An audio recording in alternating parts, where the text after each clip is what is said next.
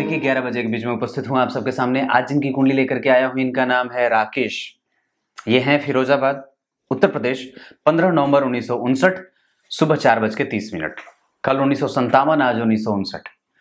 और बड़ी गंभीरता की बात यह है कि मैं अपने आप को बड़ा भाग्यशाली समझता हूं कि मेरे जैसा, मुझे लगता है कि मैं यूट्यूब पे बहुत छोटा ज्योतिषी हूं। बहुत छोटा मतलब, हालांकि मैं ज्योतिषी अपने आप को नहीं मानूं, और बहुत छोटी उम्र का एक ऐसा जातक जिसने अभी महज 7 साल से ये काम शुरू किया है।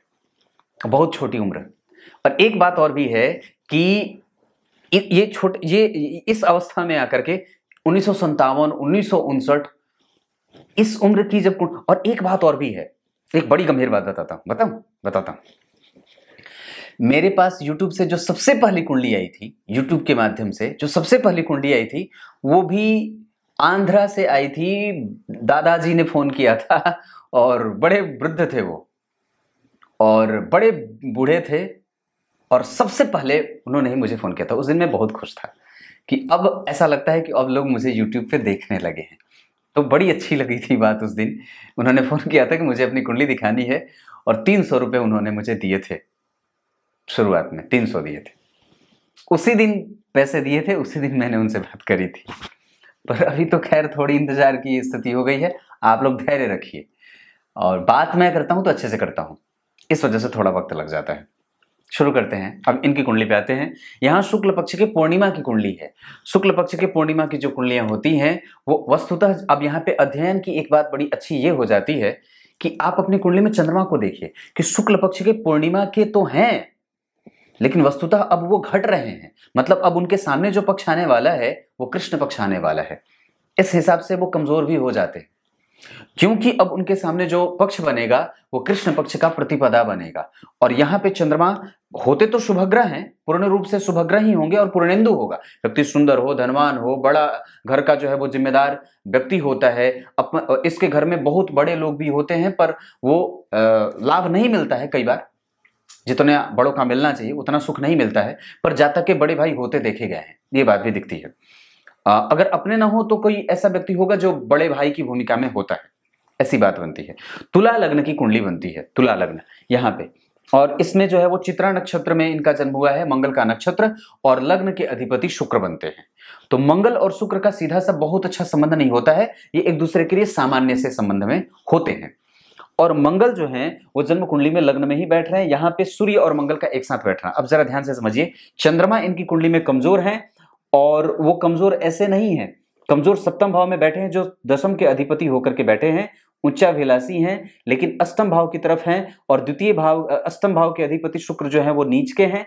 इस वजह से कई बार पत्नी जो होती है वो बीमार सी रहती है, क्योंकि चंद्रमा पूर्णेंदु होने के बाद दो पाप ग्रहों के प्रभाव को झेल रहे हैं। कोई भी शुभ ग्रह का उस पर कोई असर नहीं है। इस वजह से पत्नी के घर में बैठे हैं और मेष राशि में बैठे हैं, तो इस वजह से व्यक्ति को हेडेक देते हैं, चिंता देते हैं, व्यग्रता देते हैं, उग्रता देते हैं। और व्यक्ति की बात पत्थर की लकीर है, वो जो बोल देगा वही करेगा, और इस वजह से जीवन में उसको कई बार कष्ट झेलना पड़ा है। अब ये आदत सुधार लेनी चाहिए जीवन के इस अवस्था में। मैं सबसे पहले अपने आप को बड़ा ही भाग्यशाली समझता हूं कि आप जैसा व्यक्ति मुझ पे भरोसा करके, मुझे जैसे व्यक्ति के एक छोटे से बालक पे, अदना सा जो है वो, उस पे आपने भरोसा किया और अपनी कुंडली मुझे भेजी है। मैं सबसे पहले तो आपको प्रणाम करता हूं और आशीर्वाद की आकांक्षा भी रखता हूं। तो ये बात यहां तक है। शुक्र और राहु का 12वें में जाना, नीच के शुक्र जो है वो व्यय ज्यादा देते हैं, क्योंकि वो व्यय भाव, उच्च के होते तो बचत करा देते, पर वो हुआ नहीं। धन की स्थिति जरा गौर करिए, तो गुरु बुध के साथ बैठे हैं, और शनि जो है वो धनु राशि के व्यक्ति को खाली धार्मिक नेचर बनाते हैं। तो व्यक्ति का पैसा जो है वो खाली धार्मिक चीजों पे खर्च हो। क्यों? क्योंकि धर्म के कारक और धर्म के अधिपति एक साथ धन भाव में बैठे हैं। तो व्यक्ति का धन और व्यक्ति का धर्म दोनों जुड़ा, तो इस वजह से धर्म जो है वो धन पे आश्रित हुआ, और धर्म जो है वो धन पे, और धन जो है वो धर्म पे। तो ये दोनों चीजें, और एक ऐसी स्थिति इस वजह से भी बनी। तो 2-3 चीजें जो समझने की है कि कुंडली को आप अपने ऊपर घटित करके देखिए कि कैसे स्थिति बन रही है। धर्म भाव के कारक, धर्म भाव के अधिपति के साथ धन में बैठे, और 2 शुभ ग्रहों का प्रभाव, व्यक्ति धन कमाया लेकिन खर्च करता गया, या व्यय की स्थिति हमेशा बनी रही। शुक्र 12वें राहु के साथ, राहु की दृष्टि जो है वो अष्टम भाव पे उच्च की। इस वजह से व्यक्ति कभी भी शांत हुआ ही नहीं, कभी भी उसका चित्त स्थिर रहा ही नहीं, क्योंकि लग्न पे चंद्रमा का प्रभाव था, तो चंचल बनाते रहे। और एक बात और भी है, वो चंद्रमा झेलता कितना। सूर्य इस कुंडली के लिए लाभ के अधिपति होकर के अपने भाव से तृतीयस्थ गए हैं, व्यक्ति को पराक्रमी बना देंगे, बलवान बना देंगे। और कई बार व्यक्ति जो है वो दूसरों की पत्नी को भी देखने वाला होता है, तो इस बात को थोड़ा ध्यान देना होगा। हालांकि अब अवस्था बहुत छोटी नहीं है, बहुत बड़ी हो गई है, मुझसे भी बड़ी और कई गुना। तो ये बात आप अपनी कुंडली में जरा देखिए, लग्न के अधिपति शुक्र जो है वो द्विस्वाभाविक राशि में जा रहे हैं, व्यक्ति बचपना अभी भी कर रहा है। तो निर्णय पे और निर्णय लेने से पहले परिवार में आप जो निर्णय सुना रहे हैं उसको पहले बहुत ही ऑब्जर्वेटिव माइंडसेट को ध्यान में रखते हुए, ऑब्जर्वेशन जरूरी है। अब जो निर्णय ले रहे हैं उसमें अभी भी गलतियां होने के चांसेस कई गुना हैं, क्योंकि चंद्रमा जो देख रहा है और लग्न में दो दो क्रूर या पापक, क्रूर और पाप दोनों बैठे हैं। चंद्रमा देख रहे हैं, वो व्यवसायिक नेचर देते हैं। एक ऐसा ग्रह आपकी कुंडली में लग्न को देख रहा है जो व्यवसाय से युक्त है, तो आपको प्रत्येक बार ये बात लगती है यहां लगाऊंगा तो ठीक फायदा होगा, यहां लगाऊंगा तो ज्यादा लाभ होगा, और यही बात आपको नुकसान का कारण बना देती है, आपके नुकसान का। शुक्र 12वें भाव में हमेशा व्यक्ति जो है वो व्यय में रहा, कभी भी उसके पास बचत की प्रक्रिया बनी नहीं। चंद्रमा हमेशा लग्न को देखते रहे तो पत्नी के ऊपर, पत्नी के स्वास्थ्य के ऊपर, माता का सुख मिला, पिता का सुख मिला, वो सबसे अच्छा है, क्योंकि पिता भाव के अधिपति पिता भाव से केंद्र में और मंगल से दृष्ट हैं। जिस भाव में बैठे हैं मंगल उसका अधिपति देख रहा है। सूर्य नीच के हैं, सूर्य नीच के लग्न में तो व्यक्ति के आत्मबल को कमजोर और व्यक्ति के लक्ष्मी के आने की स्थिति कमजोर। एक बात बड़ी गंभीर बताता हूं, बताऊं। जन्म कुंडली में शुक्र नीच के, जन्म कुंडली में सूर्य नीच के और जन्म कुंडली में चंद्रमा सप्तम भाव में बैठे, गुरु और बुध द्वितीय भाव में एक साथ, ये तमाम जो स्थितियां होती हैं वो व्यक्ति के ससुराल को धनवान बनाने के साथ साथ व्यक्ति के निर्णय को गलत पक्ष में जाने वाला और व्यक्ति को कई बार धोखाधड़ी में शामिल होने वाला या धोखा हो जाने वाला बनाते हैं। सूर्य लक्ष्मी का कारक होता है। लक्ष्मी का कारक ग्रह अगर जन्म कुंडली में नीच का हो जाए तो निसंदेह वो परेशान करेगा लक्ष्मी के आने की स्थिति। और लक्ष्मी आने वाले ग्रह कौन, आप जरा गौर करिए। आपकी कुंडली में शनि जो है वो 9 नंबर की राशि में बैठे हैं, ये धर्म का भाव होता है, यहां वस्तुतः वो बैठे हैं। तो व्यक्ति का सारा पैसा खाली धर्म धर्म धर्म धर्म धर्म। और कई बार कि आप जब गौर करते हैं तो आपकी कुंडली में लग्न बली नहीं है, क्योंकि लग्न में ही नीच के सूर्य बैठे हैं। लग्न के पीछे राहु और आगे दो दो शुभ ग्रह, सूर्य के आगे बुध, शुक्र के आगे सूर्य और मंगल। तो शुक्र जो है वो जन्म कुंडली में ऐश्वर्य, धन, संपत्ति और सांसारिक सुखों का कारक, उसके साथ राहु जैसा ग्रह उसके व्यय को बढ़ा रहा था नीच होने के कारण, और उसके ठीक आगे दो दो मतलब पापक ग्रह बैठे। इस वजह से व्यक्तित्व को कमजोरी मिल जाती है, तो आप आसानी से किसी दूसरे के चंगुल में फंस जाते हैं, क्योंकि चंद्रमा भी उस चीज में उनका सहयोग कर रहा था जो आपको फंसाना चाहते हैं, क्योंकि आप इमोशनली ज्यादा हो जाते हैं या इमोशन ज्यादा आपके पास है, भावना पे कंट्रोल कभी व्यक्ति का ना रहे। सूर्य बैलेंस के कारक होते हैं। चित्रा नक्षत्र में जन्म है, मंगल उग्र बनाए, व्यग्र बनाए, जल्दबाजी में रहने वाला बना दे, और सूर्य लक्ष्मी को सोख रहा है, शुक्र व्यय को बढ़ा रहे हैं, चंद्रमा निर्णय लेने में जल्दबाजी करा रहे हैं, इमोशनल ब्लैकमेल, व्यक्ति को इमोशनली ब्लैकमेल करवाते हैं। और गुरु और बुध हमेशा धन को एक सही मतलब दृष्टिकोण तो देते हैं सही, पर फिर भी उसमें अब आप धन कमा रहे हैं, लेकिन इसका मतलब ये नहीं है कि सारा जो है वो एक ही क्षेत्र में जाए। आपके धन को सर्वतोन्मुखी होना चाहिए, सभी जगह जाना चाहिए। तो एक क्षेत्र में खाली धन गया, ये बात है। और धन भाव को गौर करिए, वहां गुरु और बुध बैठे हैं वृश्चिक राशि के, जिसका अधिपति लग्न में बैठा। तो लग्न के अधिपति जन्म कुंडली में 12वें चले गए और लग्न में धन आ गए, धन भाव के अधिपति। तो धन तो है, पर धन या फिर खर्च करने की जो गति है वो कमजोर हुआ। शुक्र नीच के थे, तो व्यक्ति के पास आने के बाद भी वो जब देखेगा कि मुझे यहां खर्च करना है, जब आवश्यकता दिखेगी जीवन में, तो उस समय धन रहेगा ही नहीं, उस समय धन दिखेगा ही नहीं। अब जरा नवमांश कुंडली में आइए। नवमांश कुंडली पे चर्चा करने से पहले यहीं पे गुरु की दृष्टि जो है वो यहां आ रही है। ऋण में जाने के बाद ऋण में व्यक्ति निकल जाएगा। राहु केतु का प्रभाव है यहाँ पे। शुक्र नीच के हैं, लेकिन उनकी उच्च की दृष्टि पड़ रही है और यहाँ के अधिपति भी इसको देख रहे हैं, तो इस वजह से ऋण से व्यक्ति मुक्त हो जाएगा। ये बात एक दिखती है। ऋण मुक्ति का भाव ये होता है और ऋण मुक्ति का भाव ये ऋण में क्यों गया होगा अगर व्यक्ति शुक्र के नीच होने के कारण।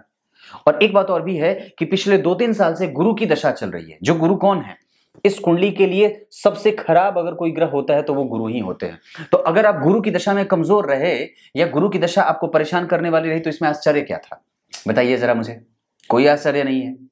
और वो धन हो अगर वो पराक्रम भाव के अधिपति होकर के अपना व्यय कर रहे थे तो उसमें नुकसान क्या है और आश्चर्य क्या है। वो अपना काम कर रहे थे, आप अपना काम नहीं करेंगे पर वो तो अपना काम करेगा ना, करेगा। वो तो ग्रह है, उसको क्या पता है। वो तो बस अपनी रश्मियों का प्रभाव अपनी दे रहे थे, अपने रश्मियों का प्रभाव वो दे रहे थे। क्योंकि स्थिति जो है वो आने वाली कमजोर, व्यय वाली ज्यादा, और पराक्रम का परिणाम कमजोर रहा क्योंकि पराक्रम के अधिपति व्यय करा रहे थे और पराक्रम का कारक तुला राशि में अपने बहुत अच्छे मित्र की राशि में बैठे नहीं है, नीच के सूर्य के साथ बैठे हैं। तो उनका जो एक प्लस पॉइंट होना चाहिए था वहां पे वो कमजोर हो गई, इस वजह से भी कमजोरी बन गई। तो कुंडली के कमजोरीपन को समझिए। लग्न को शुभकर्त्री लगा है, इस वजह से आप इतनी दूर आगे आ सके, नहीं तो और भी ज्यादा पीछे चले जाते और कमजोर हो जाते। ये बात है। अब जरा ध्यान से समझिए, पंचम भाव के अधिपति जन्म कुंडली में मेहनत कर रहे हैं, इस वजह से व्यक्ति पुत्रवान तो हो जाता है क्योंकि वापस इनकी तीसरी दृष्टि अपने भाव को देखेगी। 7वीं दृष्टि यहां तो धर्मज्ञ और धर्म पे खर्च करने वाला बना देगी। 10वीं दृष्टि जन्म कुंडली में कहां पड़ेगी, यहां पे। तो 10वीं दृष्टि कन्या राशि पे पड़ेगी तो व्यक्ति के व्यय को धर्मार्थ खर्च करने के साथ साथ व्यक्ति को बुद्धिमान भी बना देगा और व्यक्ति का समाज में बड़ा नाम होता है। उसके लोग, वहां के लोग उसे बहुत अच्छे तरीके से जानते हैं और शत्रु तो इसके सामने कभी टिके ही नहीं, खड़े ही ना हो। सब कोई पीठ पीछे इसके तलवार खड़े लेकर के खड़े होते हैं, ऐसे पीठ पीछे। लेकिन सामने से तलवार कोई भी दिखाएगा नहीं और कभी भी आपको शत्रुओं से डरने की कोई बात भी नहीं है। क्यों? क्योंकि गुरु आपके पास ज्ञान जो है, आपका धर्म इतना बढ़िया है, आपका भाग्य इतना बढ़िया है, आपके पूर्वज इतना आशीर्वाद आपको दे रहे हैं कि कोई भी शत्रु आपके सामने आकर के नहीं बोलेगा। हाँ, पीठ पीछे तो राजनीति खूब होती रहेगी। क्यों? मंगल की दृष्टि है उच्च की, पर यहां के अधिपति पीछे जा रहे हैं ना, इस वजह से। तुला लग्न की कुंडली के लिए सर्वाधिक अंक अच्छा 10 और 11, लेकिन सबसे बढ़िया जो राशि बनेगी वो आपकी कुंडली के लिए 4 नंबर की बनेगी या 3 नंबर की बनेगी, 5 नंबर की बनेगी और 11 और 10 ये राशियां आपके लिए अच्छी रहेंगी। मतलब मकर राशि, कुंभ राशि, मिथुन राशि, कर्क राशि, सिंह राशि, ये राशियां। पर इनमें भी सबसे ज्यादा अच्छी राशि मिथुन राशि बन सकती है या मकर या कुंभ राशि बन सकती है। दिशा दक्षिण दिशा की तरफ बढ़िए। शुक्रवार का दिन आपके लिए बड़ा अच्छा रहेगा। रंग हरा या रंग सफेद बहुत अच्छा रहे, गुलाबी रंग भी अच्छा रहे। अब नवांश कुंडली में आइए तो धन है आपके पास, दो शुभग्रह बैठे हैं, यहां का अधिपति केंद्र में बैठा है। आगे की दशा जो अब आएगी, वस्तुतः जीने का वक्त तो अब आया है, जीने का वक्त अभी आया। क्यों बताता हूं, क्योंकि जन्म कुंडली में 6ठे भाव के अधिपति ने 6ठे को देखा और 8वें भाव के अधिपति शुक्र जो है वो नीच के हैं, इस वजह से व्यय करा रहे थे। पर एक बात और भी है कि इस पे जो है वो गुरु और बुध जैसे दो शुभग्रहों का प्रभाव है और इस कुंडली के लिए कमजोर होते हैं कौन? मंगल। इस कुंडली के लिए मंगल मारक हैं जो लग्न में बैठ करके आपके बुद्धि को हरण करने का काम कर रहे थे, आपकी बुद्धि का हरण कर रहे थे और वही दरअसल हर बार गलत निर्णय करवाया है और उसमें उनका सहयोग चंद्रमा ने करा है। आत्मविश्वास, बल और निर्णय लेने या बैलेंस करने का कारक ग्रह सूर्य नीच का था, इस वजह से कमजोर रहा। और जिस भाव में बैठे हैं उसका डिस्पोजिटर भी तो नीच का है, इस वजह से और भी ज्यादा ये गोताखोर हो जाते हैं। वो निकलते ही नहीं है, वो जाते हैं कि देखो पानी में कौन डूबा है, वो स्वयं डूब जाते हैं। क्योंकि ऐसी बात बन रही है, सूर्य नीच के और जिसमें बैठे वो भी नीच का। व्यक्ति का धन जो है वो खाली दिमाग जो है एक ही तरफ जाता है कि मुझे यहीं खर्च करना है, उसको चारों दिशाएं दिखती नहीं है, ये बात बनती है। तो इसको ऐसे करना है कि धन को सही तरीके से सुनियोजित ढंग से समायोजन करना है। अपने निर्णय को लेने से पहले 10 बार विचार करना है। अभी भी आप बचपना कर लेते हैं तो कम से कम धर्म ग्रंथों का अध्ययन करिए, राम रक्षा स्तोत्र का पाठ करिए, विष्णु सहस्त्र नाम का पाठ करिए, तुलसी मैया को जल अर्पित करिए। राम नाम का जप अब इस अवस्था में आवश्यक है, या कोई भी नाम जप हो सके तो। और एक बात और बताता हूं, सूर्य को अर्घ जरूर दिया करिएगा, सूर्य नीच का है। अगर हो सके तो इस कुंडली के लिए आप अभी शनि का रत्न नीलम या नीली भी पहन सकते हैं या लोहे का छल्ला भी धारण कर सकते हैं। इस कुंडली के लिए यहाँ पे शनि जो है वो जन्म कुंडली में उच्च की राशि से केंद्र में बैठे हैं, ये बड़ा अच्छा होगा दोनों के लिए। लेकिन पत्नी जो है वो बढ़िया मिलती है, पतिव्रता मिलती है, ससुराल धनवान भी मिलता है, लेकिन रोगी मिलती है, रुग्ण मिलती है, क्योंकि मंगल की दृष्टि है। उसका दूसरा कारण यह भी हो सकता है कि गुरु और चंद्रमा एक दूसरे से षडाष्टक में, मंगल पे चंद्रमा का असर था, चंद्रमा पे मंगल का असर था, इस वजह से व्यक्ति क्रोधी, उन्मादी, निष्ठुर, झगड़ालू और बात पे अड़क करके रहने वाला और अपने धन का स्वतः ही नाश करने वाला हो जाता है। ये बात है। उम्र सामान्यतया अच्छी है, शनि बढ़िया है ना, और यहां पे शनि का केंद्र में होना, शुक्र का केंद्र में होना, चंद्रमा, गुरु और बुध का बहुत अच्छी वाणी वाली पत्नी मिलती है और संबंध भी बड़ा अच्छा सा रहता है, मीठा सा और बहुत बढ़िया। उस पे मंगल अष्टम भाव में, तो व्यक्ति की पत्नी को पेट का रोगी बना देते हैं, रक्त की समस्या, हड्डियों का दर्द आदि बना रहता है। दशमांश कुंडली में लग्न के अधिपति शुक्र, वो जाकर के जन्म कुंडली में लाभ भाव में राहु के साथ यहां भी लाभ के अधिपति होकर के, और जन्म कुंडली में गौर करिए तो धन तो है आपके पास। चंद्रमा यहाँ पे मेष राशि में, यहाँ चंद्रमा बैठे वृश्चिक राशि में, यहाँ भी चंद्रमा वृश्चिक राशि में, धन की समस्या तो नहीं है, और काम करने के लिए और कार्य क्षेत्र में पैसे लगाने के लिए तो है। झूठ ना बोलना, क्योंकि जन्म कुंडली में ऋण का अधिपति यहां भी गुरु ही बन रहे, यहां भी ऋण के अधिपति गुरु ही, और यहां भी तुला। गौर करिए, आपने देखा ना, मैं तो अभी देख रहा हूं, लग्न 7, नवांश 7, दशमांश 7, तो कर क्या रहे हैं। और अगर आपने कुछ इकट्ठा नहीं करा है तो इसमें स्वतः और सबसे पहले दोष शुक्र का आ रहा है, क्योंकि वही जो है वो आपसे व्यय करवा रहे हैं। तो देवी दुर्गा की उपासना करके उनसे प्रार्थना करिए कि खाली मंदिर ही बनवाएंगे या कुछ और भी होगा, या अगर आपने मंदिर बनवाया है भी तो उस पर अफसोस करने की कोई आवश्यकता नहीं है, वो तो होना ही था, क्या कर सकते हैं, और वो सही भी है। पर एक बात और बताता हूं सबके लिए, ये सबके लिए, मंदिर का निर्माण कराने से पहले उसके भोजन और उसके भोग राग की व्यवस्था पहले करनी चाहिए। मेरे पास एक कुंडली आई थी लखनऊ से, वो बता रहे थे, और एक कुंडली आई थी आंध्र प्रदेश के हैदराबाद से, वहां ये बोल रहे थे वो लोग, सामने से बोल देता हूं बात, आप लोगों को बड़ी अजीब लगेगी, कि जिस स्थान पे मेरे पूर्वजों ने मंदिर बनाया है, अब वो इलाका संपूर्ण जो है वो मुसलमान भाइयों का हो गया है। अब वहां पे मैं जब जाता हूं तो मुझे डर लगता है और वो लोग मुझे भी परेशान करते हैं। ये बात है, ये कुंडली की बात, ये मुझसे मेरी बात हुई थी कि आंध्र प्रदेश में हैदराबाद ही जगह है, वो वहीं से कुंडली आई थी। अब पता नहीं इस पे कैसी बात होती है, कुछ लोग इसको अलग तरीके से भी पेश कर सकते हैं, पर ये बात आई थी, मुझे याद नहीं है वो कौन सी बात है, लेकिन वो कुछ दिन की बात है। वहां पे अब उस इलाके को वो छोड़ करके हटना चाहते हैं, ये भी उन्होंने बात कही थी। मैं दरअसल कई लोगों से बात करता हूं, एक लखनऊ की कुंडली आई थी जिसमें साहबजादे ने यह बात कही थी कि हमारे पूर्वज ने मंदिर का निर्माण तो करा दिया, पर अब उस मंदिर में भोग राग की व्यवस्था करने में मुझे बड़ा दिक्कत हो रही। तो मंदिर बनाना बिल्कुल ठीक है, लेकिन सबसे पहले उसके निर्माण के बाद आपको इस बात को याद रखना होगा कि उसके भोग राग की व्यवस्था कौन करेगा आपके जाने के बाद, क्योंकि बनाना बहुत बड़ी बात नहीं है, महल खड़ा करना कर दो, पर उसमें दिया जलाने वाला कौन है, इसकी व्यवस्था भी आप ही को करनी होगी, और इस सत्य को आप झुठला नहीं सकते, पक्की बात है। क्योंकि जिस ठाकुर जी को आपने स्थापित करा है वो ठाकुर जी कल भोजन मांगेंगे, और अगर वो नहीं दिया जाएगा तो फिर आपके ही वंशज जो आएंगे वही प्रभावित होंगे, और फिर वो गरीबी को प्राप्त करा देते हैं। ये बड़ी अजीब बात है, इसके पीछे एक बात बड़ी अजीब है, अद्भुत सी बात है। मेरे नाना जी, मैं जब छोटा था तो एक मंदिर में जाते थे पूजा करने, सुबह और शाम दिया जलाने। तो मैं उनसे पूछा कि ये मंदिर किसका है, तो बोले यहीं के हैं, एक लाला जी हैं, उन्होंने मंदिर बना दिया है, पर उनके वंशज जो हैं वो अब यहाँ रहे नहीं, सब विलुप्त प्राय हो गए।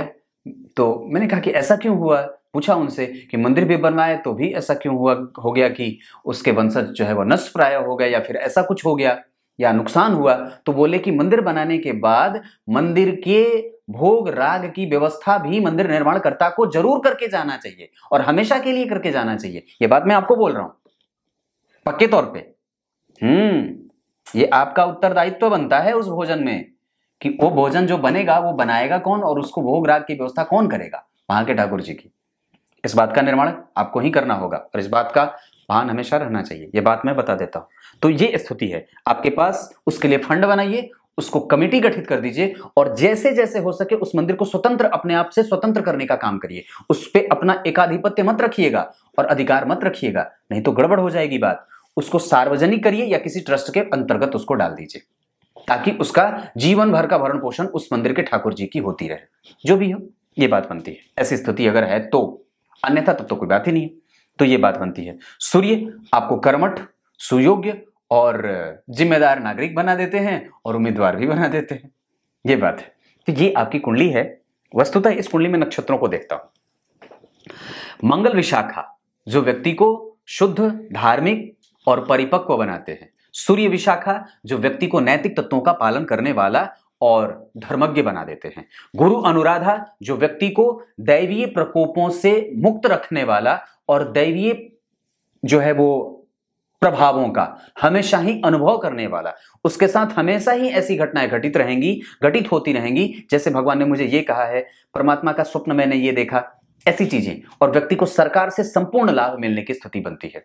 व्यक्ति के पास इतने पैसे तो हमेशा रहेंगे कि किसी से मांगने ना जाना पड़े। पर अब की जो दशा है, शनि की दशा, अगर होरा कुंडली में देखता हूं तो होरा कुंडली में भी शनि जो है वो अच्छे होंगे और ये दशा भी अच्छी साबित होगी। आपको बिल्कुल भी परेशान और चिंतित होने की बात, मैंने वो बात जो कही है आंध्र प्रदेश के हैदराबाद वालों, बिल्कुल सत्य है।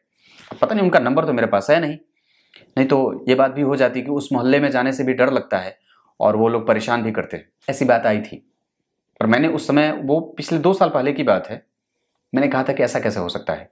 प्रत्येक व्यक्ति को अपने धर्म का पालन करने का संपूर्ण अधिकार है और किसी को भी यह अधिकार नहीं है कि किसी के पूजा करने से किसी को कोई रोके। ऐसा तो बिल्कुल भी नहीं होना चाहिए। ये तो अपने अपने धर्म की बात है और कोई भी धर्म ना तो कोई बड़ा होता है और ना ही कोई धर्म छोटा होता है, क्योंकि हमारा धर्म जो है वो सर्वधर्म समभाव की बात और उसके मूलभूत सिद्धांतों पे हम काम करते आए हैं। हमारा जो है वो इतिहास यही कहता रहा है। तो ये बात है। बाकी ये स्थिति ठीक है। शनि और बुध जन्म कुंडली में दशाओं में मील का पत्थर साबित हो, पराक्रमी बनाए। अभी आपके पास बल है। आप गुरु की दशा में थे, इस वजह से चिंतित थे, पर अब ठीक है। राहु भी थे ना, गुरु में राहु अंतिम करते हैं, अब शनि है। अब दरअसल एक बात और बताता हूं, आपकी कुंडली में अगर ग्रह स्थिति देखता हूं तो सूर्य नीच के, जिनका नीच भंग हुआ नहीं। चंद्रमा जो है वो शत्रु के घर में बैठे थे, इस वजह से पत्नी रुग्ण रही, शत्रुवत बनती रही या फिर रोग रहा उनको। मंगल जो है वो मित्र की राशि में थे, अवस्था में वृद्ध थे, इस वजह से 25% का परिणाम और गलत परिणाम ज्यादा देते रहे, उग्रता व्यग्रता ज्यादा देते रहे, मारक प्रभाव ज्यादा रहा उनका। लेकिन फिर भी सूर्य मंगल की दशाएं आपकी कुंडली के लिए हमेशा अच्छी रहेंगी। सूर्य और मंगल की दशा नीच होने के बावजूद भी अच्छी रहेंगी, ये पक्की बात है, क्योंकि चित्रा नक्षत्र में जो आप जन्मे हैं, इस वजह से। बुध जो है वो आपकी कुंडली के लिए बढ़िया होंगे, गुरु बहुत अच्छे होंगे, बुध और गुरु की दशाएं अच्छी होंगी। शनि की दशा आपकी कुंडली के लिए अच्छी होगी, हमेशा अच्छी होगी, गारंटी से कहता हूं, तो परेशान मत होइए। कुछ उपाय मैं आपको लिख करके भेजूं तो उसमें से ये बात कह दूं कि राम रक्षा स्तोत्र, विष्णु सहस्त्र नाम का पाठ, देवी दुर्गा के मंदिर का दर्शन और एक मंत्र आपको भेजूंगा, उस मंत्र का जप करना है। आप मुझे फोन करिएगा तो कहिएगा कि लक्ष्मी जी वाला मंत्र भेजने को मैंने कहा था। बस इतनी सी बात है। तब तक के लिए बहुत बहुत नमस्कार।